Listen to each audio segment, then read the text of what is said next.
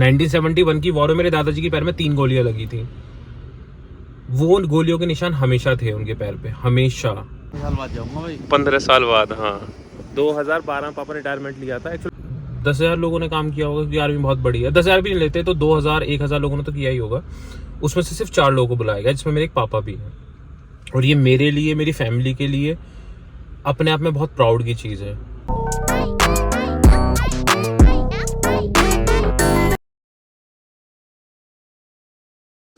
Hello, good morning, कैसे हैं आप सब?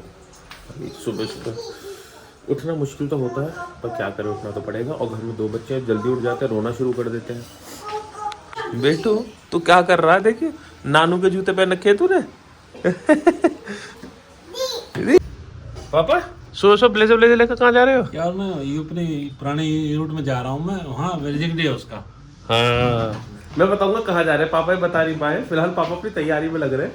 अपना सूट आयरन कराने जा रहे हैं, उसके अलावा अपना बैग वैग लगा रहे हैं। कल मॉर्निंग में हम पापा की ट्रेन है, पापा जाएंगे कहीं, मैं उनको दिल्ली छोड़ने जाऊंगा और फिर मैं सारी चीज़ें बताऊंगा, क्योंकि ये बहुत प्राउड का टाइम है हमारे लिए, हमारी पूरी फैमिली के लिए, पापा के लिए। देखो इसे देखो, उतर कहाँ से रही है, देखो भाई तेरी हरकतें ना रूपो। तो रूपो आई बेटू को खिलाना, और देखो यहाँ प्रसाद रखा हुआ था, इसमें से निकाल के कह रही है ले बाबू खा ले।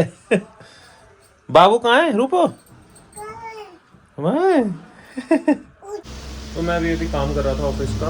अचानक से मुझे याद आया कि बेटू के आज वैक्सीनेशन होनी है, क्योंकि मेरे पास 2 दिन पहले कॉल आया था। तो अब मैं और आलिया फटाफट जा रहे हैं, उसको वैक्सीनेशन करा के लेके आते हैं। बेटू को ले जाते हुए आगे आगे मेरा काम है शीशा शूट करने का, है ना। हम यहाँ पे पहुँच गए हैं जहाँ पे वैक्सीनेशन होनी है। थोड़ा तो मम्मा चाहिए अपनी, है? अब अम्मा नहीं है तो मम्मा चाहिए। सो वैक्सीनेशन हो गया, अब आलिया लेके जा रही है। बच्चे रो रहे थे ना, इंजेक्शन लग रहा था, तो खुद पहले से ही रोने लग गई उनकी आवाज़ से। ये अपनी एक दूसरे की लैंग्वेज समझते होंगे ना, तो रोने लग गई। और जब इंजेक्शन लगा तो नहीं रोई है, भूख से रो रही है। इंजेक्शन का डर नहीं हुआ इसको। तो जी हम आ गए घर वापस। बेटू अपनी मम्मी के पास है, और बेटू स्टिल रो रहा है, इसलिए नहीं कि उसको पेन हो रहा है इंजेक्शन का, इसलिए कि उसको भूख लग रही है। तो है ही, मैं तो बचपन में बहुत रोता था, अब नहीं रोता। मतलब अब क्या, बहुत सारे टाइम से नहीं रोता, बचपन में बहुत रोता था मैं। रूपो क्या कर रही है तू? चुप क्यों देख रही है? ये देख रही है, देखो टॉम एंड जेरी। हाँ भाई हर्षित। अरे देखो ये अम्मा पे, इसे आज अम्मा बहुत देर बाद मिली है, तो ये अम्मा पे है। चुप चुप चुप। देखो पापा कैसे तैयार होके आए, बाल वाल काले करवा के। है मम्मी कितने नए? ऐसे लग रहे हैं, ऐसा लग रहा है जैसे 2 साल जा रहे हैं। खुशी तो होती है। 33 साल बाद पापा के दोस्त मिलेंगे सारे हैं। हाँ हाँ, सब इतनी तैयारी कर रहे होंगे। चेहरा पर चमक आई है। कितने घंटे में आए पापा? 2 घंटे हो गए। अरे सुन तो सही, हाँ वो कर दूं, मैंने क्या करेगा? हाँ हाँ कर दिया तो बोलो मैंने पैसा बोलो उनसे ले लो भैया से मैं। तुम पापा कहाँ आए 33 साल पहले? बारात ले, जो आवास से बारात लेके आए, जब ऐसे ही आए हैं तैयार हो आए सस सजा के। देखियो ये पापा गोरे तो हो गए, पर हो जाएंगे जब तो आकाश को देख ले। अब लोग रोनो कर फिर कहेंगे यार आकाश जैसा बालक भी ना है कोई। हम भी कहेंगे भाई देख रहे हो मेरी तारीफ कितनी है, कितनी तारीफ है, इसलिए नजर लगी रहा है, इसलिए बीमार हूँ मैं हमेशा। मन्नू को बाबू तुम्हारी नाम है, तुम्हें जाना बहुत कम है। तो आएगी बाबा की याद आएगी? नहीं आएगी, नहीं आलू इस नाते किसी की याद दोगे, मुझे नाम हो जाए तब अम्मा की याद आवे बस। इसे अम्मा चाहिए और दूध पिलाने को माँ चाहिए, है ना बाबू? अम्मा चाहिए बस मुझे तो। बहुत काम किया मैंने अभी किचन में, मैं शूट नहीं कर पाया था। किया नहीं क्या? हाँ हाँ, सारी वेजीज तुमने कट कर लिया है ना। वो जो बन रहा है वो तुमने कुक किया है? नहीं कुक नहीं किया, एक्चुअली हम बना रहे हैं नमकीन जवे, तो मैंने वेजीज वगैरह कट की। माँ के लिए, माँ का फास्ट है आज एकादशी का, तो उनके लिए आलू फ्राई किए। बहुत काम करता हूँ यार मैं, मतलब कभी ना मैं ऐसे घमंड नहीं करता इन सब चीज़ों का। क्या कह रही हो तुम? क्या है तुमको? क्या बना रही हो? जवे बना रही हो? बना लो, मुझे सुबह के लिए भी चाहिए, क्योंकि सुबह मैं जाऊंगा तो मैं टिफिन में पैक करके ले जाऊंगा।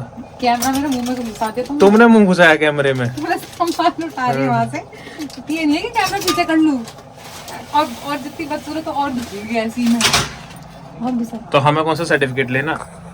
मैं एक चीज़ बताऊँ, हम कोई खूबसूरती का सर्टिफिकेट लें थोड़ी हैं, हम वो मॉडल थोड़े ही हैं जिनको खूबसूरती दिखानी होती है सोशल मीडिया पे। हम तो जैसे हैं वैसे हैं। मुझे देखो मेरे बाल कैसे रहते हैं। लास्ट टाइम लखन की शादी पे मैंने वो कराया था, कीर्ति ने मेरे को लगा दिया था यहाँ पे आंखों के नीचे, क्या कहते हैं अभी उसको, जिससे डार्क सर्कल्स, हाँ कंसीलर लगा दिया था कि भैया बहुत काले दिख रहे हैं। उसके अलावा मैंने अपने चेहरे पे कुछ नहीं कराया आज तक। क्या करना है, शक्ल तो वैसी है, ओरिजिनली रहनी है। तो खाना बन गया है, देखो ये बने हैं जवे, नमकीन जवे। एक्चुअली में चावल बनाने का मन था, पर क्योंकि आज एकादशी थी तो इसलिए बनाए हैं। ये देखो, ये हमारी निम्मी दीदी आई थी तो शक्कर लेके आई थी, शक्कर का दूध है, पूरा बॉर्नविटा का काम कर रहा है। अरे देखो ये लगे पड़े हैं उससे बेटू से खेलने। खा दो, दे दो थोड़ा सा, थोड़ा सा लग गया कि फोन तो ऐसे पता चल गया फोन चल गया, तो अब नहीं बोले कुछ भी। तो अभी बज गए हैं 11 और ये बात हमारी मन्नत को पता चल गई है, इसलिए मन्नत की एनर्जी वापस आ रही है।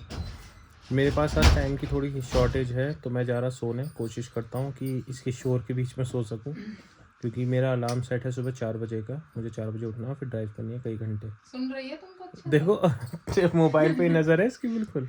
पापा क्या कर रहे हैं? चलिए आपसे सुबह मिलते हैं।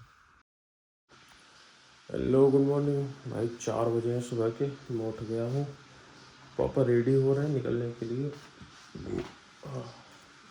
मुझे क्या रेडी होना है, बस फ्रेश होना है, ब्रश करके कपड़े पहन के चल रहे हैं अपन। अभी 4:25 हुई है और मैं जा रहा हूँ गाड़ी लेने। पापा भी रेडी है और मेरे लिए टेंशन की वजह है ये फॉग,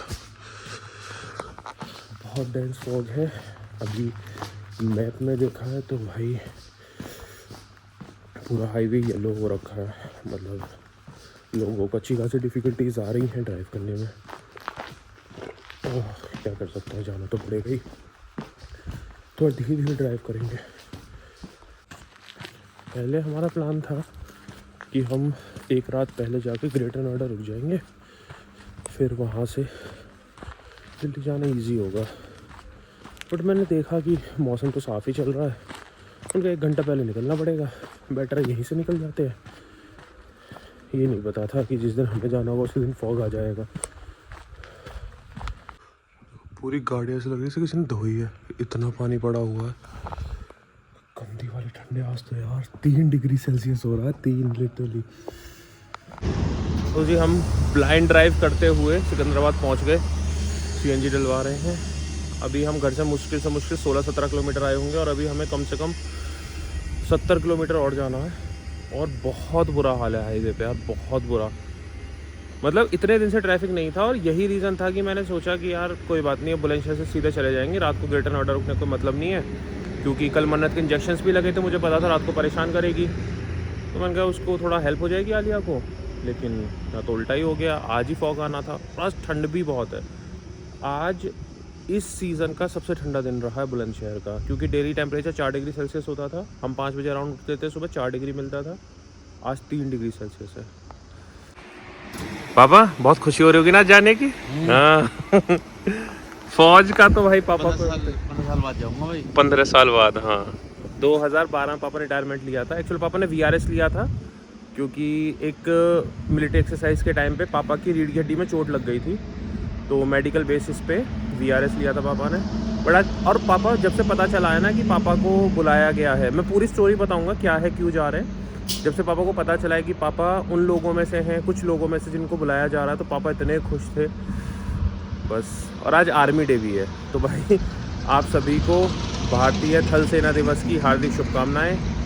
मैं तो हमेशा कहता हूँ आप हैं तो हम हैं, आप वहाँ खड़े हैं इसलिए हम सो रहे हैं अच्छे से सुकून से। तो जय हिंद और जय हिंद की सेना मेरा तो परम मोटो रहा है हमेशा से। ये देखिए कोहरे का हाल कितना ख़राब है। अभी हम दादरी पहुंच गए हैं, पर बहुत मुश्किल हो रही है ड्राइव करनी। हम दिल्ली में एंटर हो चुके हैं और यहाँ फॉग नहीं है, मतलब बहुत मिनिमम है, इतना तो होता ही है। बाकी पीछे तो बहुत था, बुलंदशहर वाले मतलब गाज़ियाबाद तक तो बहुत ही बुरा हाल था, आपने देखा ही है। सो हमें बस कितना टाइम और लगेगा, 20 मिनट और लगेंगी पहुँचने में। और अभी ट्रेन में कम से कम 1 घंटा है, बट कोई नहीं, टाइम से पहुँच गए, ये अच्छा है। वहीं बैठेंगे प्लेटफॉर्म पे। हम पहुँच गए तो हम पहुंच गए नई दिल्ली रेलवे स्टेशन और यहाँ के पता चला कि यहाँ की पार्किंग ही ख़त्म कर दी है, उसको पूरा तोड़ के वापस से बना रहे हैं। तो बड़ी दिक्कत हो गई। अभी यहाँ आगे चल के होटल लेन है, वहाँ पार्किंग है, तो मैंने वहीं गाड़ी चली थी। अब मैं पापा को उनके प्लेटफॉर्म पे ट्रेन में बिठा के फिर वापस जाऊँगा। हम आ गए, हमारी एंट्री हो गई नई दिल्ली रेलवे स्टेशन। पापा वॉशरूम गए हैं, आ रहे हैं। ये सामने वाला प्लेटफॉर्म है, यहाँ पापा की ट्रेन आएगी, कालका शताब्दी एक्सप्रेस। हाँ इसी पे आएगी। सो हम आ गए जहाँ ट्रेन हमारी आएगी, मतलब पापा का यहाँ पहुँचाएगा C5। हम बस अभी आके वहीं बैठ गए। ये पापा आराम से बैठे हैं। पहले मैं सोच रहा था कि पापा को छोड़ के जाऊँगा, बट मैं गाड़ी थोड़ी ऐसी जगह खड़ी करके आया हूँ जहाँ पे थोड़ा सेफ़ नहीं है, तो मैं जल्दी निकल जाऊँगा। पापा फिर ट्रेन से चले जाएंगे, अब ज़्यादा कुछ करना नहीं है। जाना है ना? चलो ठीक है पापा, मैं जा रहा हूँ फिर। ठीक है, बैठ जाओ आप आराम से। तो पापा मैंने छोड़ दिए हैं प्लेटफॉर्म पे, मैं जा रहा हूँ और मैं निकलूँगा सीधा बुलंदशहर। मैं आ गया हूँ वापस गाड़ी में। भाई बाहर बहुत ठंड है। पहले मेरा प्लान ये था कि पापा को छोड़ूंगा, 7:30 ट्रेन थी, उनका लेट भी होगी तो 8 बजे तक आएगी। उसके बाद यहाँ से सीधा नोएडा निकलूँगा, ऑफिस जाऊँगा। पर आज हमारी छुट्टी है उसकी, मकर संक्रांति की, तो इसलिए अब मुझे बुलंदशहर ही जाना है। पर भाई ठंड ने आज हालत ख़राब कर दी। अब मैं फटाफट निकलने के चक्कर में हूँ, क्योंकि अब ट्रैफिक होता जाएगा रोड पे। 7-7:30 ऑलरेडी हो गए, तो अब निकल जाता हूँ। अभी मैं निकल चुका हूँ। आप देखेंगे थोड़ा सा मौसम खुलने लगा है, मतलब मौसम नहीं खुल रहा है फिलहाल, तो थोड़ा डे लाइट आ रही है, तो उसकी वजह से थोड़ा ज़्यादा अच्छे से दिख रहा है रास्ते पे। वरना तो ट्रैफिक तो भाई मैं क्या बोल रहा हूँ, ठंड लग गई है क्या मुझे, वरना कोहरा तो बहुत था ही। और अभी मुझे लगभग 2 घंटे घर पहुँचने में लगेंगे। 9 बजे तक प्रोबेबली मैं घर पहुँच जाऊँगा, 9 साढ़े 9 तक। उसके बाद घर पे भी कुछ काम है, वो भी करने।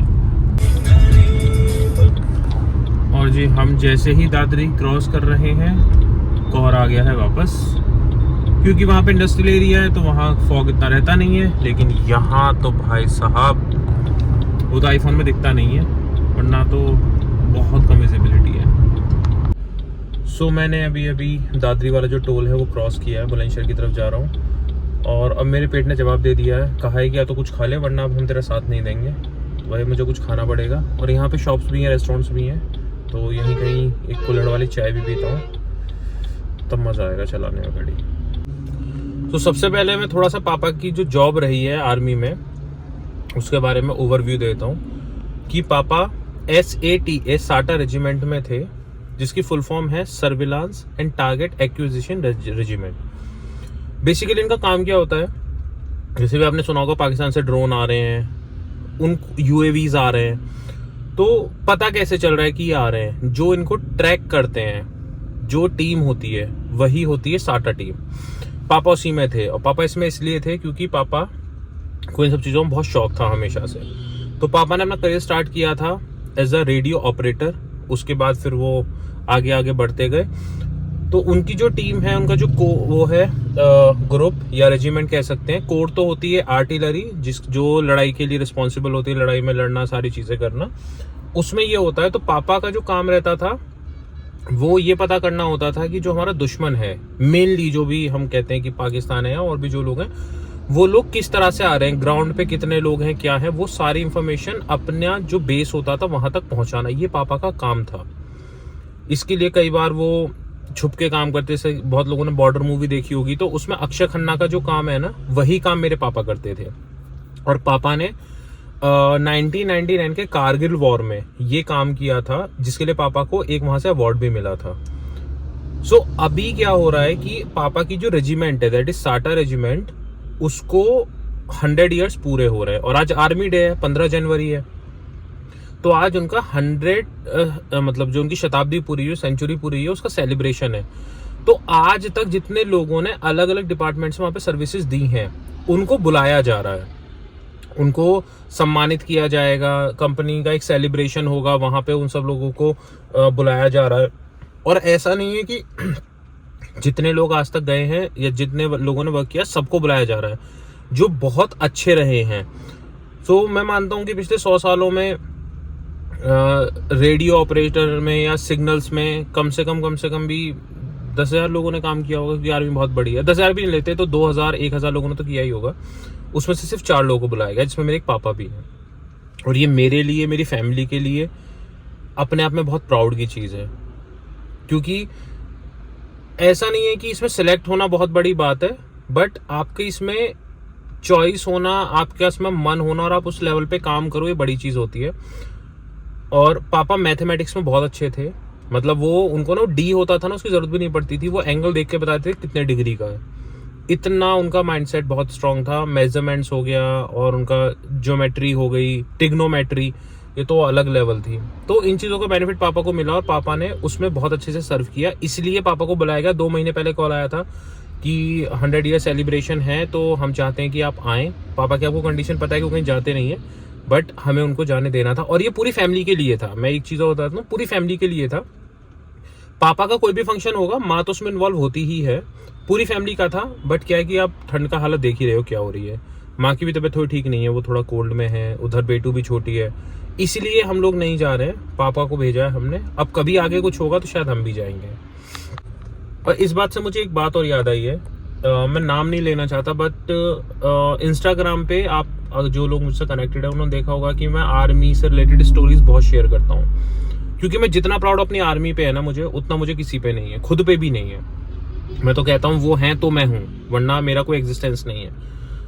किसी ने मुझे भी 4-5 दिन पहले कमेंट किया था कि आपके पापा ने आर्मी में सर्व किया है, तो इसमें शो ऑफ की क्या जरूरत है, सारा टाइम आप आर्मी को लगाते रहते हो, फलाने मगर। देखो, पहली बात तो मेरा प्राइवेट अकाउंट है, मतलब मेरा पर्सनल अकाउंट है, मैं कुछ भी कर सकता हूँ। दूसरी चीज, मैं आर्मी फैमिली से हूँ, मेरी बॉडी में वही खून है। अनफॉर्चुनेटली मैं आर्मी में नहीं हूँ, क्योंकि मेडिकल्स में मैं क्लियर नहीं हो सकता था। जो थाई गैप होता है वो मेरा नहीं था, तो मेरे लिए इश्यूज थे। मैंने एफकेट रिटन क्लियर किया था, इंटरव्यू क्लियर किया, बट फिजिकल में नहीं हो पाया, वो मेरे हाथ में चीज़ें थी नहीं। और एफकेट के टाइम तक मेरा एक्सीडेंट भी हो गया था, मेरी बैकबोन में भी चोट थी, तो भी नहीं हो सकता था। बट मेरे दादाजी जो आर्मी से रिटायर्ड थे, जो 1965 वॉर में लड़े, 1971 की वॉर में लड़े, मैं उनको देख के बड़ा हुआ। मेरे बाबा साहब मेरा प्रेरणा स्रोत है। अगर मुझसे कोई पूछे ना कि एक इंसान इस दुनिया में जिसको आप सबसे ज्यादा एडमायर करते हो, मैं निसंकोच अपने दादाजी का नाम लूंगा। जब वो रिटायरमेंट के बाद आए, उन्होंने आके यहाँ पे सिक्योरिटी सर्विसेज और डिटेक्टिव सर्विसेज का ऑफिस स्टार्ट किया बुलंदशहर में ही। सारी बड़ी कंपनीज में, सारे बड़े इंस्टीट्यूट्स में मेरे दादाजी की सिक्योरिटी थी। सब लोग आते थे तो साहब जी बोलते थे उनको, क्योंकि बहुत सीनियर पोस्ट से रिटायर्ड थे, तो मैं उनको बाबा साहब बोलता था। तो मैं मेरे बाबा साहब को जितना मानता हूँ उतना मैं किसी को नहीं मानता, और इसीलिए मैं आर्मी की उस लेवल पे इज्जत करता हूँ जिस लेवल पे मेरे दादाजी ने मुझे सिखाई थी। 1971 की वॉर में मेरे दादाजी के पैर में 3 गोलियां लगी थी। वो गोलियों के निशान हमेशा थे उनके पैर पे, हमेशा। और मुझे आज भी वो बात याद आती है। मैंने उनसे एक दिन पूछा था कि दादाजी आपने इतनी सारी वॉर लड़ी, आपको अवार्ड नहीं मिले? मैं बहुत छोटा था उस टाइम पे। उन्होंने जो बात कही तब समझ नहीं आती थी, आज आती है। वो कहते बेटे जो पैर के निशान है ना, इनसे बड़ा अवार्ड फौजी के लिए कोई नहीं होता। सो मैं इसलिए प्राउड फील करता हूँ जब भी कोई आर्मी की फोटोज आती हैं या कोई भी वीडियोस आती हैं, मुझे प्राउड फील होता है।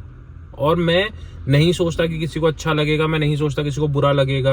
आई डोंट नो, वो हो सकता है कि पाकिस्तान बेस अकाउंट हो, शायद इसलिए उनको बुरा लग रहा हो, क्योंकि मुझे काफ़ी लोग पाकिस्तान से भी फॉलो करते हैं, जो भी रीज़न है। बट मैं फिर कह रहा हूँ, वो वहाँ खड़े हैं इसलिए हम घर में चैन से सो रहे हैं। मेरे पापा ने कारगिल में माइनस टेम्परेचर में, जहाँ पे जूस जम जाता था, जहाँ पे कहते हैं कि पेट्रोल छोड़ के सब जम जाता है, द्रास में उन्होंने वहाँ सर्विसेज दी हैं। मेरे ताऊ जी, मेरे भाई, मेरे कजिन्स, मतलब मेरी फैमिली में मैं अगर लिस्ट बनाने आऊँ ना, बहुत लोग हैं जो आर्मी में सर्व कर चुके हैं, कर रहे हैं। मैं बहुत कहते हैं ना कि मेरा दुर्भाग्य है कि मैं यहाँ हूँ, काश मैं भी वहाँ होता तो अलग लाइफ होती। खैर, ये थी वजह जो मैं बताना चाहता था कि पापा क्यों गए हैं, कहाँ गए हैं, और बताता हूँ। अंबाला गए हैं, अंबाला कैंट में उनका फंक्शन है, तो वो वहाँ गए हैं। और अब अगले वो 2 दिन वहीं रहेंगे, अब वो संडे वापस आएंगे। 2 दिन पूरा फंक्शन उनका वहीं है। हाँ, तो मैं पहुँच गया बुलंदशहर, गाड़ी मैंने पार्क कर दी। बुलंदशहर में हवा चल रही है बहुत। इस हवा की वजह से टेम्परेचर बहुत डाउन है, मतलब ऐसा लग रहा है 3-4 डिग्री सेल्सियस है। सीरियसली बहुत ठंडा है।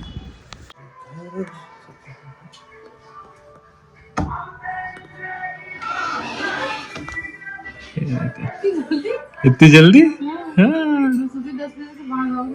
10 बजे के बाद आऊंगा मैं। हाँ जल्दी उठ गई बेटू। मेरी आंखों में पानी आ रहा है क्योंकि मैं भी ठीक से नहीं सोई हूँ। इसको तो कल वो लगा था ना वैक्सीनेशन, तो इसको थोड़ा पेन हो रहा है। पेन हो रहा है तो मैं भी ऐसे घुटती रही है, बार बार जल रही है। कोई नहीं, सो जाएंगे, आज तो छुट्टी है मेरी भी, आराम से सोएंगे मस्त। मुझे उम्मीद है आज का ब्लॉग आपको बहुत अच्छा लगा होगा। ये सिर्फ मेरे पापा के बारे में, मेरे दादाजी के बारे में नहीं है, ये देश के सभी वीर सैनिकों के बारे में है। क्योंकि जितनी परेशानियाँ, जितनी चीज़ें एक फ़ौजी सहता है, उससे कहीं ज़्यादा उसका परिवार सहता है। बहुत कुछ है कहने को, किसी दिन मैं अपने पापा के लिए प्रॉपर एक व्लॉग बनाऊंगा। आज के लिए इतना ही। बस मैं चाहता हूँ कि आप सब ज़्यादा से ज़्यादा सैनिकों का सम्मान करें। जहाँ भी आपको सैनिक मिले ना, एक बार प्यार से जय हिंद बोलेंगे ना, वो खुश हो जाते हैं। सो आपके पहचान में जो भी सैनिक हैं, जो रिटायर्ड हैं, जो भी वर्किंग हैं, उन सबको सम्मान देना बहुत ज़रूरी है।